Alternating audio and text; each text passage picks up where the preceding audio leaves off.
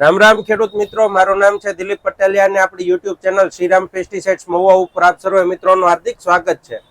તો હવે આજે આપણે કૃષિ માહિતીની અંદર સારામાં સારી એક દવા વિશેની આપણે માહિતી દેવાની છે કે જે સુમિટોમો કંપનીએ તાજેતરમાં જ લોન્ચ કરેલી છે ઓર્મી દવા. આનો એક વિડીયો મેં થોડા દિવસ અગાઉ મૂકેલો છે. એ પેટન્ટેડ પ્રોડક્ટ છે અને સુમિટોમો કંપનીની છે. તો હવે આ દવા વિશે આજે આપણે વિસ્તૃત માહિતી લેવાની છે.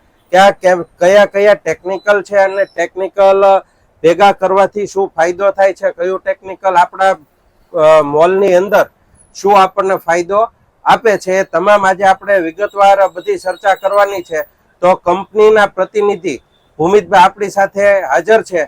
તો ભૂમિતભાઈને આપણે વિનંતી કરીએ કે આ જે ઓર્મી દવા છે એના વિશે અમને સંપૂર્ણ વિગતવાર બધી માહિતી સાહેબ તમે અમને આપો.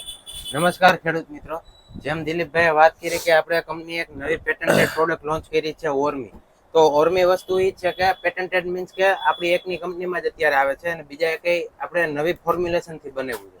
હવે આમાં અંદર ટેકનિકલ શું છે તો કે ભાઈ ટેબુકોનાઝોલ 15% કે જે એક ફૂગનાશક તરીકે કામ કરે છે, સિસ્ટેમેટિક ને કોન્ટેક્ટ બે રીતે કામ કરે, અને એક છે વેલિડામાઇસિન. વેલિડામાઇસિન 5%. તો વેલિડામાઇસિન નું શું મહત્વ છે કે આપણે કોઈ બી વખતે વેક્સિન લેતા હોય તો વેક્સિન શું કામ આપે કે આપણને એ જાતનો કોઈ પણ રોગ આગળ ન આવવા દે. તો વેલિડામાઇસિન છે કોઈ પણ પાક માટે વેક્સિન તરીકે કામ કરે છે, એન્ટીબાયોટિક. કે રોગ આવ્યો હોય તો રોગ તો એ મટાડી જ દે, પણ એની સામે કદાચ ન આવ્યો હોય ને અગાઉ છંટકાવ કરીએ તો એ રોગ છે આગળ આવવા જ નહીં દે અને આગળ વધવા નહીં દે અને તાત્કાલિક અટકાવી દે, એ રીતે કામ કરે. તો આપણે ઘણી વખત એવું હોય કે વાયરસની દવા બે વસ્તુ ભેગી કરીને છાંટતા હોય, કોઈ વાયરસની અને ફૂગનાશક બે ભેગી છાંટતા હોય. તો હવેથી બે દવા ભેગી કરવાની જરૂર નથી. શું કામ એને? કારણ કે આપણે ફૂગનાશક અને વાયરસની દવા કે જે એન્ટીબાયોટિક તરીકે કામ કરે, બે વસ્તુ આપણે મિક્સમાં બનાવી છે અને બેની ટકાવારી વધારે રાખીએ. ટેબુકોનાઝોલ જનરલી 10% આવે તો આપણે 15% કર્યું છે, વેલિડામાઇસિન 3% આવે તો આપણે આમાં મિક્સમાં 5% અને બેનું ફોર્મ્યુલેશન એસી ફોર્મ્યુલેશન મીન્સ કે ઘાટું ફોર્મ્યુલેશન, જેની દવાનું રિઝલ્ટ વધી જાય અને આખી ટેકનોલોજી અલગ વાપરેલી છે. તો એ રીતે બનાવવાના. આ જ વસ્તુ અમે એક પાકમાં બે પાકમાં આપણે ડેમો લીધા છે, મરચી અને ડુંગળીમાં, કે જેમાં વાયરસનો પ્રોબ્લેમ વધારે રહેતો હોય. તો ડુંગળીમાં અમે ડેમો કરાવ્યો 35 થી 40 ml લેખે પેલો એક છંટકાવ કરાવ્યો. તો એમાં 3 કેરામાં દવા છટવેલી હતી. તો કાયદેસર રિઝલ્ટ મળેલું કે ભાઈ જેમાં દવાનો છંટકાવ નહોતો કર્યો એમાં હજી ડુંગળીના છોડવા હજી જાય છે, પીડા પડે છે અને વાયરસનો અસર દેખાય છે.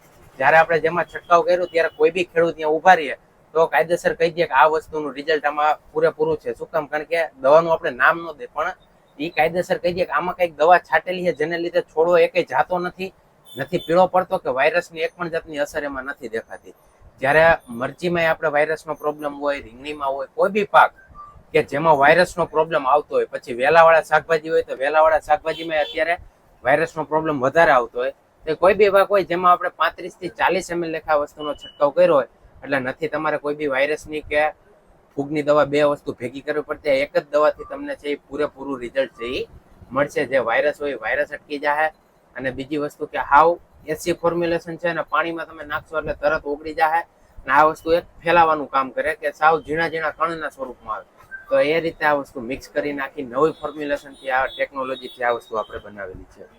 બરોબર. તો હવે સાહેબ આજે આપણે કોમ્બિનેશન તો સમજો કે આખું નવું જ છે. આ કોમ્બિનેશન બીજી કોઈ કંપનીમાં છે નહીં, માત્ર ને માત્ર સમજો કે સુમિટોમો કેમિકલ્સ ની અંદર જ આ આવે. એટલે કોઈને ઓર્મી લેવું અથવા તો માનો વેલિડામાઇસિન ને ટેબુકોનાઝોલ નું કોમ્બિનેશન લેવું છે તો એને ઓર્મી જ લેવું પડે, સુમિટોમો નું ઓર્મી જ લેવું પડે. કંપની કોસ્ટિંગ બહુ વ્યાજબી છે, સારું એવું છે, એટલે એનો કોઈ પ્રશ્ન નથી. જે પ્રમાણે એના રિઝલ્ટ છે, રિઝલ્ટ પ્રમાણે આની કિંમત બહુ ઓછી અને વ્યાજબી છે. અને બીજી આપણે થોડી માહિતીની વાત કરીએ તો આપણે સમજો કે કયા કયા પાકની અંદર વાપરી શકાય.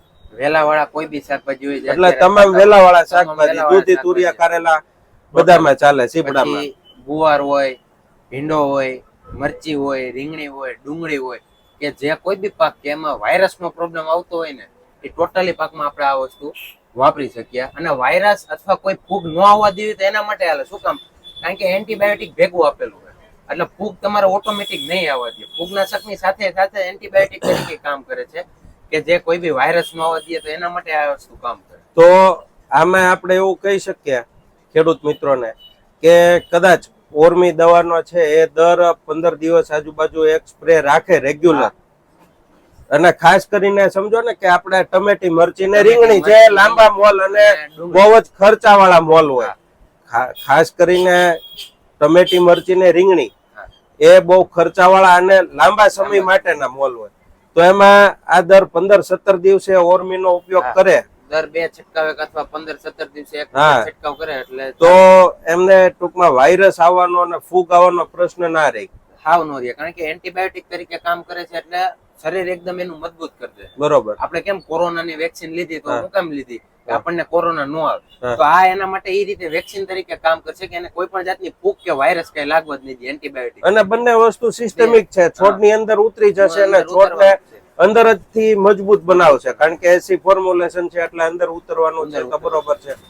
ને બે કોમ્બિનેશન પણ બહુ સારા છે અને આપણે જાણીતા છે, કોઈ નવું નથી પણ કોમ્બિનેશન નવું છે. દવા જૂની છે પણ કોમ્બિનેશન નવું છે. અત્યાર સુધી આપણે અલગ અલગ બે દવાઓ મિક્સ કરતા હતા, એ હવે ઝંઝટ ટૂંકમાં વહી ગઈ અને એક જ દવાની અંદર બંનેનું કામ સારામાં સારું આપણે એમાં માપ વધારી દીધું.